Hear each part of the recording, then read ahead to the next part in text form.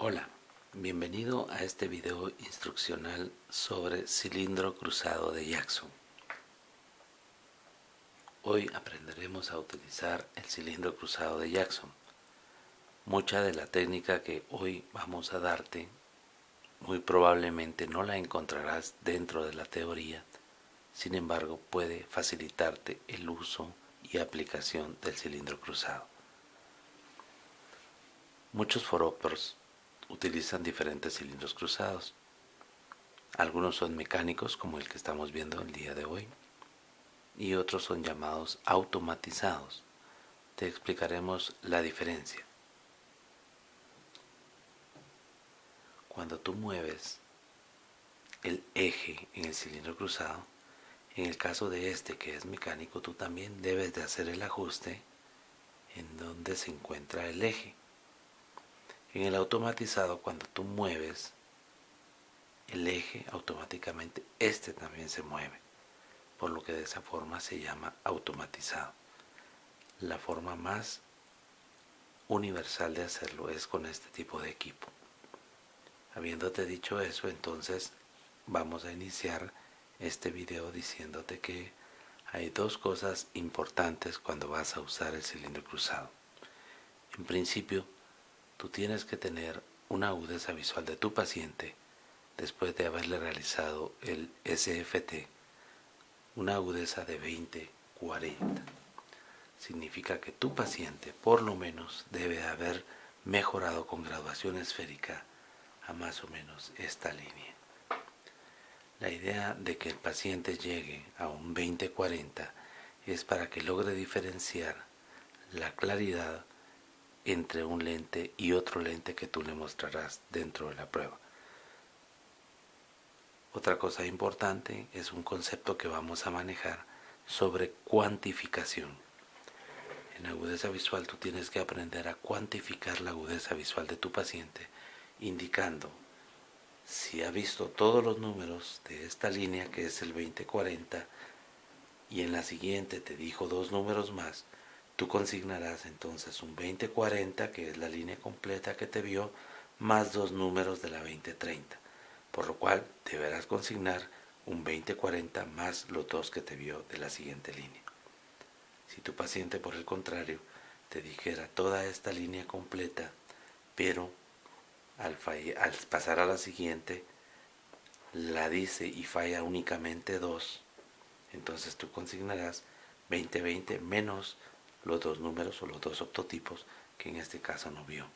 De esa forma podrás comparar entre un lente y otro lente. Es importante que al paciente no le preguntes si ve mejor con un lente o con el otro. La toma de decisión al paciente le complica, por lo que es importantísimo que tú cuando estés haciendo la prueba de cilindro cruzado y le muestres dos diferentes lentes, ese o este, no dejes en las manos de él su agudeza visual, sino que tú cuantifiques, que tú evalúes en la cartilla de agudeza visual cuánto logra ver con esta posición de lente y con esta otra posición. De esa forma tú podrás decidir con cuál de los dos lentes que tú le estás mostrando realmente él mira mejor. Dicho eso y adicionando otro concepto que posiblemente no encontrarás en los libros, la palabra exprimir a tu paciente. Exprimir a tu paciente significa que dentro de la toma de agudeza visual, con un lente que tú le tengas puesto a tu paciente, tú lo llegues al máximo de líneas que él pueda ver. Es común en muchas teorías que solo te lleguen al 20-20 y tú te quedes tranquilo. Es muy importante que con cada opción de lente que tú le muestres al paciente, tú llegues a exprimir al paciente. Exprimir quiere decir que si te leyó el 20-20, prueba con el 20-15. Si te leyó el 20-15, prueba con el 20-10. La idea es llevar a cabo una graduación o una receta total.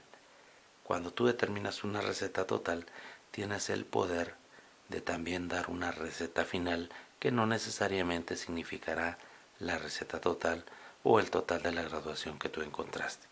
De esta forma puedes llegar a realizar tus exámenes subjetivos con una mayor certeza. Entonces es importante que antes de que tú bajes el cilindro cruzado de Jackson al paciente, y estando el paciente ya en una agudeza visual mínima de 20-40, tú le indiques al paciente antes de bajar el cilindro cruzado de Jackson que en esta siguiente prueba que tú le vas a realizar es muy probable que el paciente vea un poco borroso. ¿Por qué tienes que plantearlo de esta forma? Porque muy probablemente cuando tú bajes el cilindro cruzado de Jackson el paciente estaba viendo claro, y cuando tú lo bajes pues el paciente experimenta una sensación de más borrosidad. Al paciente eso le va a incomodar un poco, por lo que tú debes de comentarle antes de hacer la prueba. Es importante que conozcas las partes del cilindro cruzado de Jackson. Para eso es necesario que sepas que el cilindro cruzado de Jackson consta de dos partes específicas.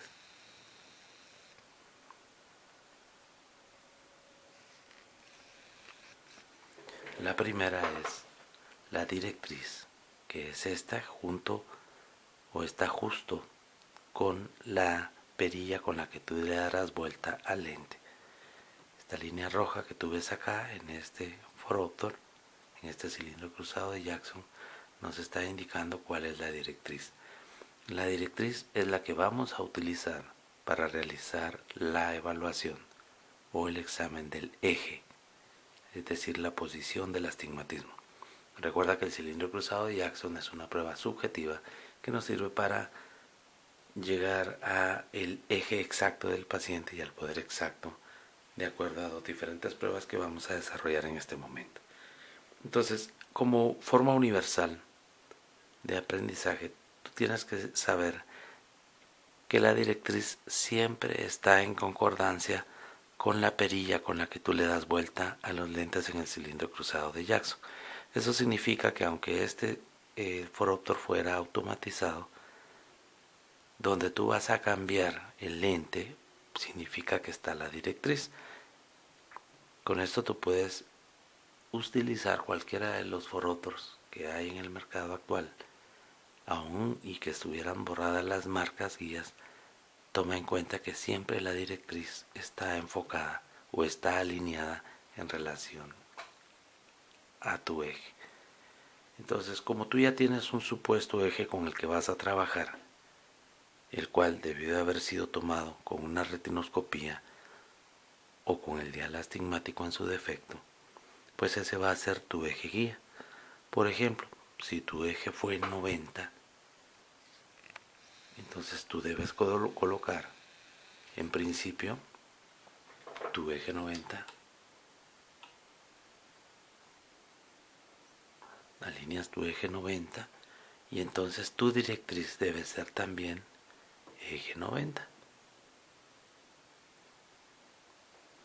Y entonces la directriz tiene que estar en concordancia con la perilla con la que tú le das vuelta al lente y está alineada en este momento a eje 90 y verificas que también acá estemos a eje 90.